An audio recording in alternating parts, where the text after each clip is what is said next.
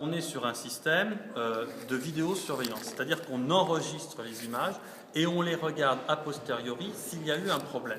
Maintenant, il peut y avoir des cas de figure où, en cas d'urgence, sur des actes graves, une attaque à l'arme blanche, des rixes très violentes, la police, elle a besoin de sentir les choses de façon plus précise et dans ce cas, on l'autorisera de façon exceptionnelle à allumer l'écran et à regarder ce qui se passe et pouvoir ajuster sa présence, ajuster son dispositif pour rendre un meilleur service à la population. Elle est aujourd'hui en place, elle va commencer à produire ses effets sur un certain nombre d'affaires, de violences ou de